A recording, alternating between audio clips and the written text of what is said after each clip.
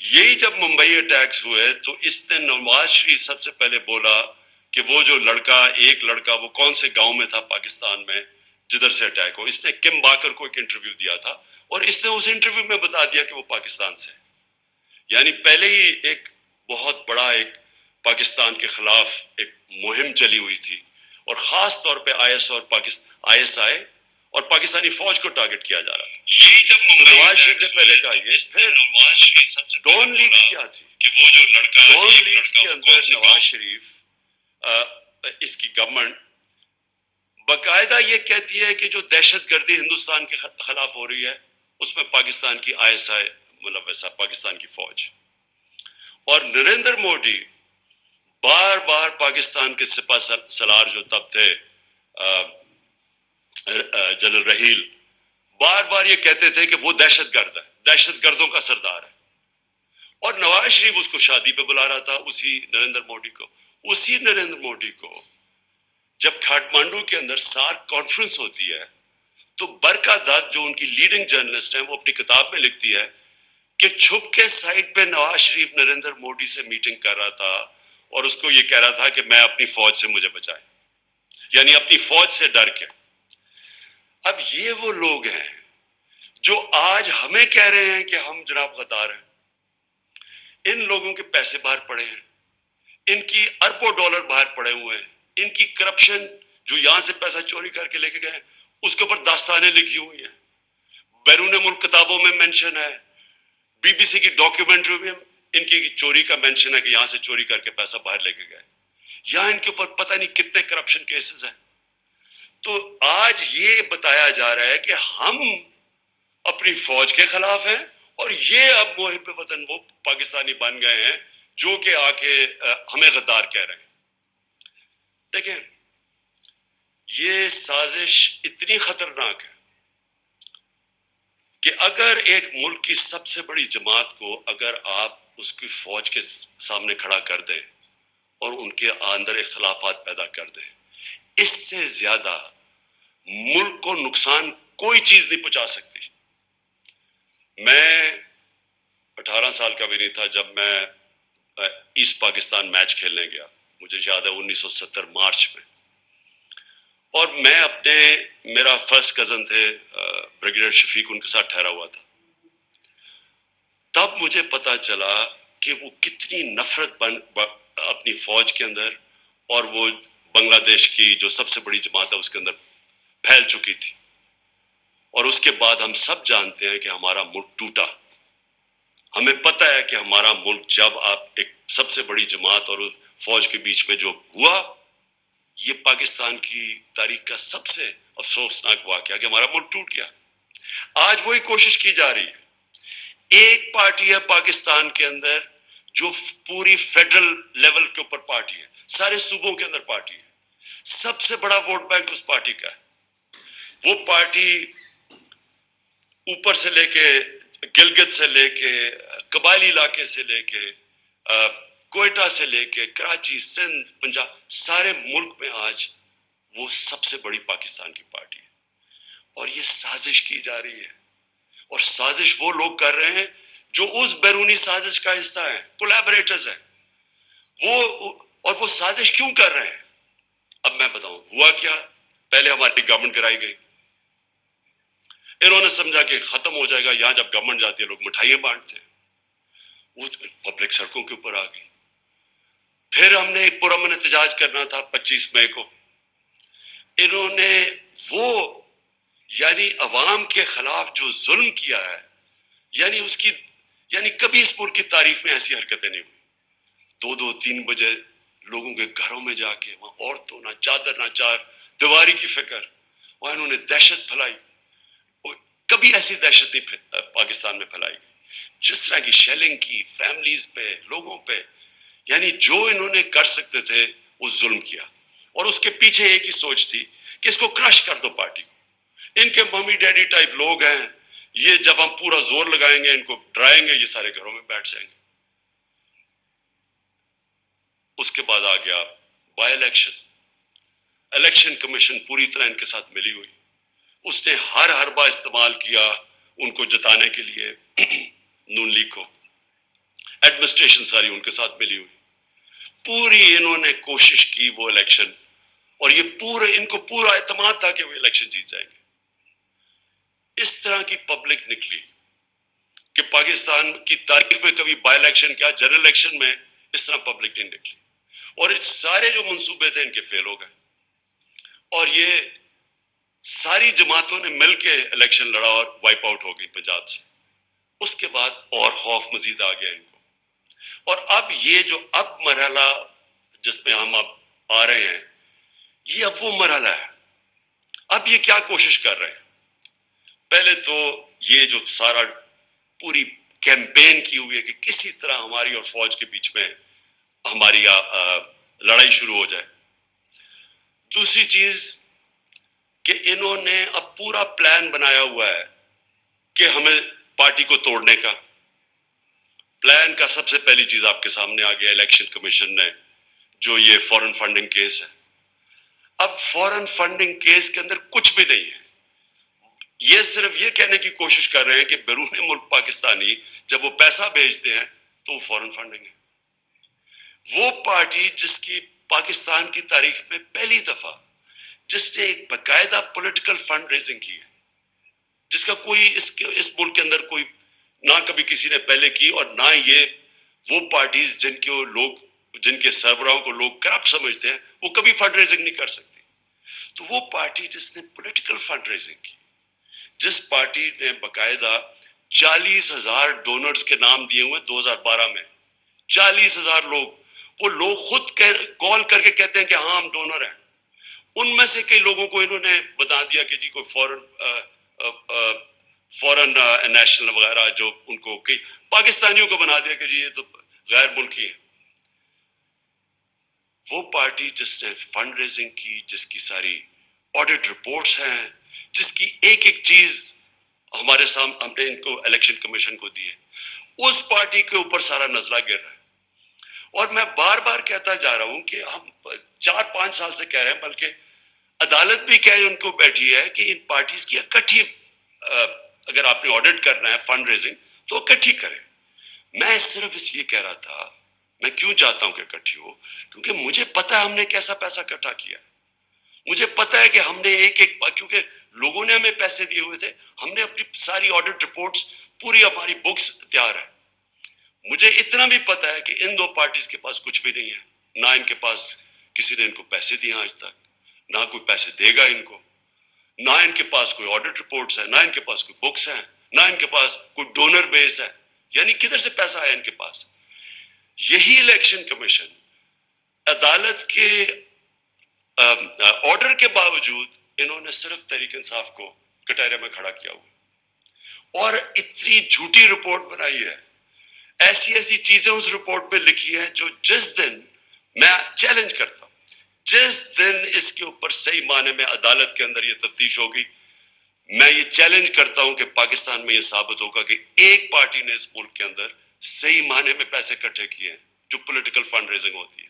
اور election commission ان کے ساتھ مل کے کیا کوشش کر رہی ہے, وہ اس پارٹی کو جس نے سارے ایک ریکارڈز کر کے اور ساری پولیٹیکل فنڈ ریزنگ جو ہوتی ہے ساری دنیا میں وہ کی ہے, اس کو کوشش کر رہے ہیں بین کرنے کی. اس سازش کا حصہ, یہ وہی سازش کا حصہ ہے کہ کسی طرح, کیونکہ اب ان کو یہ آپ ہرا نہیں سکتے, الیکشن آئیں گے تو یہ جیت جائے گی, تو اس کو آپ ٹیکنیکلی ناک آؤٹ کرو. تو ایک وہ انہوں نے عارف نقوی کا نام لے لیا. 2012 میں صرف اپنی قوم کو بتانا چاہتا ہوں کہ پاکستان کا جو رائزنگ سٹار تھا, جو اس ملک میں سب سے تیزی سے انٹرنیشنل سین کے اوپر جو فائنانس کے تیزی سے اوپر جا رہا تھا, اس کا نام عارف نقوی تھا. اس نے کراچی الیکٹرک, ہم نے نہیں اس کو کراچی الیکٹرک کی پرائیویٹائزیشن کی, وہ ان دو پارٹیز کے دور میں وہ اس کو کراچی الیکٹرک کی اس کو دی گئی تھی پرائیویٹائزیشن میں, اور اس کی بل گیٹس اس کو پیسے اس کو انویسٹ کر رہا ہے اس کے فنڈ کے اندر, وہ پرنس چارلز کی چیریٹی کو پیسے دے رہے ہیں. اور یہ الیکشن کمیشن کہہ رہی ہے ہم 2012 کی بات کر, کہتی تھی 2018 میں وہ فراڈ اس کے اوپر چارجز لگے. یعنی اس لیول پہ انہوں نے جا کے کوشش کی ہے کہ کسی طرح ہمیں ڈسکریڈٹ کرے, اور میرا نام لے دیا کہ جی اس نے سرٹیفکیٹ دیا ہوا ہے اور وہ اس نے ریکنسیل کیا اکاؤنٹس. میں آج آپ کو پھر سے کہہ دوں کہ سرٹیفکیٹ دینا ہمیشہ جب آپ سرٹیفائی کرتے ہیں وہ ایک پروسیس سے آپ کے پاس پہنچتی ہے. میں بکس نہیں پڑھ کے سرٹیفائی کرتا. وہ پہلے شروع ہوتا ہے نیچے سے, ہماری فائنانس ڈپارٹمنٹ کرتی ہے, وہ پھر بیٹھتی ہے آڈیٹرز کے ساتھ, ان کے ساتھ کتابیں ریکنسائل کرتی ہے, وہ پھر جاتی ہے پارٹی کی مینجمنٹ کمیٹی میں, وہ مینجمنٹ کمیٹی جب کلیئر کرتی ہے تو میرے پاس آتی ہے, تو میں دستخط ان کے کہنے پہ کہتا ہوں to the best of my ability. میں سرٹیفائی, میں نے وہ کتابیں نہیں دیکھی ہوتی, جبکہ میں اپنے جو اثاثے ڈکلیئر کرتا ہوں تو وہ میں ایفیڈیوٹ دیتا ہوں کیونکہ میں دیکھ کے کرتا ہوں. تو اس کے اوپر یہ کوشش کر رہے ہیں ڈسکوالیفائی کرنے کی. ایک یہ ان کا طریقہ ہے. دوسرا اب یہ توشہ خانہ کیس ہے. میں پھر اپنی قوم کے سامنے ایک اور چیز کہتا ہوں, ساروں کا جو اس ملک کے پرائم منسٹرز اور پریزیڈنٹ بنے ہیں, جو اس ملک کے اندر بڑے بڑے عہدوں پہ رہے ہیں, سب کو تحفے ملتے ہیں, آرمی چیف کو ملتے ہیں, سب کو ملتے ہیں. ساروں کو انویسٹیگیٹ کریں کہ کیا لیگلی جو بھی انہوں نے کام کیا ہے قانون کے دائرے میں کیا ہے یا کوئی چیز غیر قانونی کی ہے. میں آج پھر آپ کو کہتا ہوں, جس دن یہ ہوگا ساری چیزیں میں نے قانون کے بیچ میں کی ہیں, اور مجھے پتا ہے کہ کن کو انہوں نے قانون کے دائرے میں نہیں رہ کے کی. آصف زرداری نے 3 گاڑیاں لی ہیں وہاں سے توشہ خانہ سے, جو کہ آپ نہیں لے سکتے. مجھے بھی ایک گاڑی ملی تھی, آپ گاڑی توشہ خانہ سے نہیں نکال سکتے. آصف زرداری نے 3 مہنگی گاڑیاں اور نواز شریف نے 1 لی ہے, اور یہ بالکل غیر قانونی ہے. تو میں یہ چاہتا ہوں کہ اس کے اوپر بھی آئے. یہ 2 چیزیں ہیں کوشش کر رہے ہیں مجھے ڈسکوالیفائی کرنے کی, اور یہ تیسری بھی چیز کر رہے ہیں, اور جس کی اب آپ کے سامنے یہ آنے والا ہے, اب یہ فیز آنے والا ہے. اب ان کی کوشش یہ ہے کہ کسی طرح عمران خان کی کردار کشی کی جائے, کیونکہ ایک طریقہ پارٹی کو ختم کرنے کا یا پارٹی کو ڈسکوالیفائی کرو وہ مشکل ہے. دوسرا ہے کہ عمران خان کے اوپر کردار کشی کرو اور کسی نہ کسی طرح پھنساؤ کسی کیس میں. اور کردار کشی کے لیے ان کو پتہ ہے کہ کون سے میڈیا ہاؤسز ان کے ساتھ پوری طرح تعاون کریں گے, اور جن کو ان کو شک تھا, یہ جو ARY کے اوپر انہوں نے ایکشن لیا ہے, مجھے یہ اسی پلان کا حصہ ہے کہ کوئی چینل جو میرا موقف رکھے گی اس کو بند کر دو, یوٹیوبر جو میرا موقف رکھیں گے ان کے منہ بند کر دو, خوف اتنا پھیلا دو کہ کوئی میرا موقف ہی نہ رکھے, اور وہ جو چینلز ہیں جو کہ جن کے اوپر ہمیں پتہ ہے کہ پیسہ چلتا ہے, اور ان کو پوری طرح میری کردار کشی پہ استعمال کیا جائے.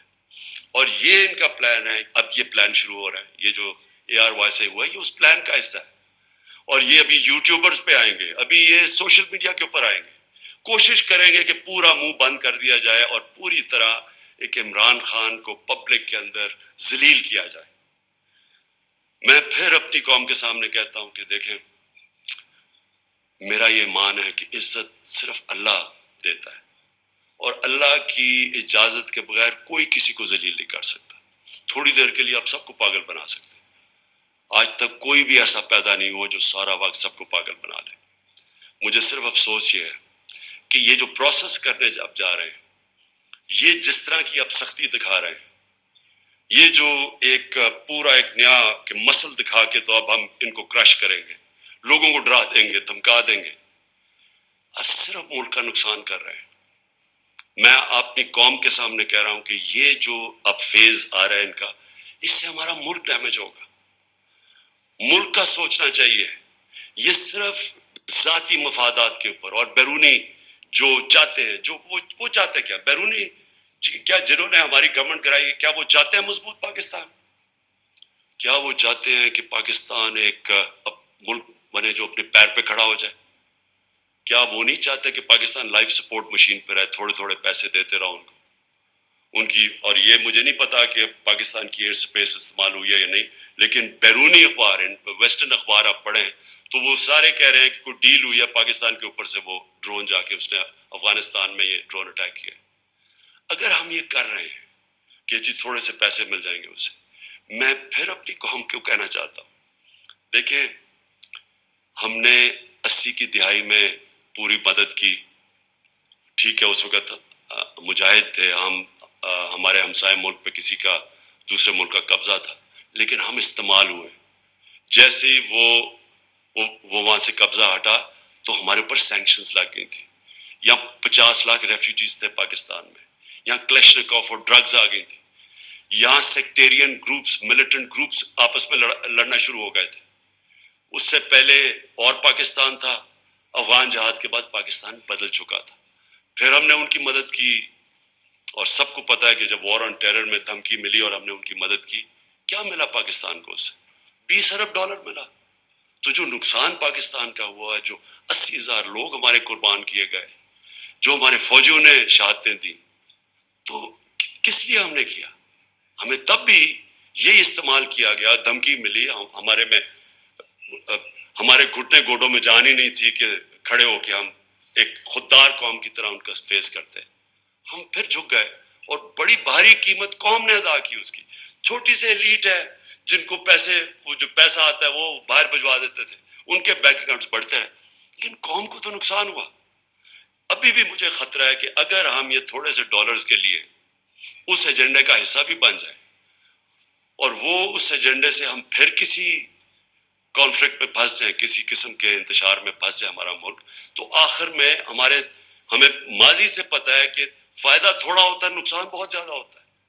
और अभी भी मैं ये आज जरूर कहना चाहता हूँ कि ये जो हम देख रहे हैं टीटीपी की एक्टिविटीज पख्तूनख्वा में, और हम देख रहे हैं उन्होंने टारगेट कर रहे हैं, मेरे कई तहरीक इंसाफ के वजीर और मेरे एमपीज मुझे बता रहे हैं कि उनको धमकियां आ रही हैं टीटीपी की तरफ से। मैं इसके ऊपर भी मुझे हैरत है कि उन दिनों में तो जब टीटीपी एक्टिव थी तो वो तो ये कहती थी कि जो अमेरिका के कोलैबोरेटर्स हैं हम उनके खिलाफ हैं, इसलिए हम अटैक कर रहे हैं। तो यहाँ तो वो गवर्नमेंट है जो एक आजाद पाकिस्तान चाहती है, तो उसको क्यों टारगेट किया जा रहा है? मुझे इसमें भी एक साजिश नजर आ रही है। मैं समझता हूँ ये भी एक साजिश के तहत गेम चल रही है हमारी पार्टी को कमजोर करने के लिए। और वो जो एक बैरूनी साजिश वो चाहते हैं कि कमजोर हमारी पार्टी जितनी कमजोर हो, उसके बाद उनके लिए आसान होगा मुल्क को कंट्रोल करना। तो मैं और फिर आता हूं शहबाज गिल के ऊपर।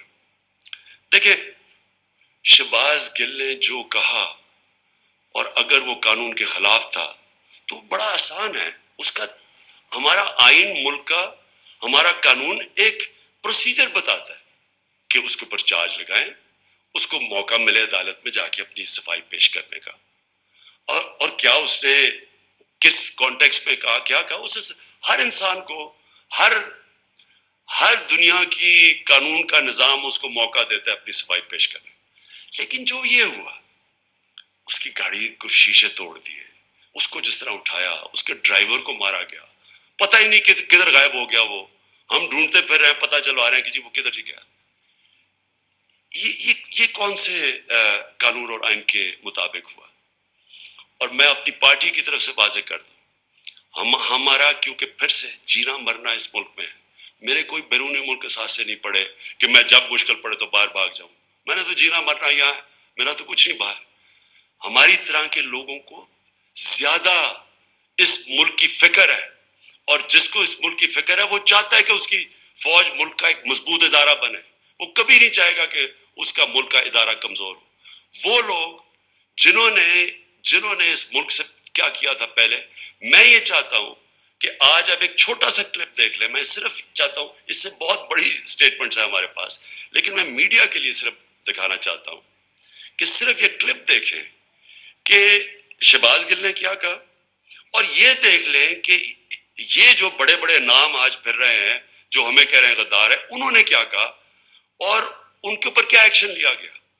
यानी वो उन्होंने क्या कहा, क्या इलेक्शन लिया गया, और जो एक्शन लिया गया शहबाज गिल के ऊपर, ये जरा देखें।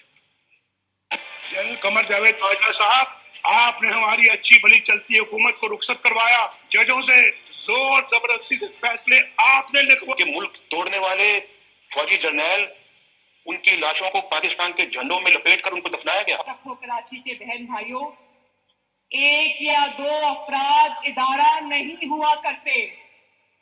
एक या दो अफराद इदारों की बदनामी का बायस बना सकते हैं, और जब वो इदारे की आड़ लेते हैं तो उसमें फिर इदारे के ऊपर नाकाबिले तलाफी नुकसान होता है।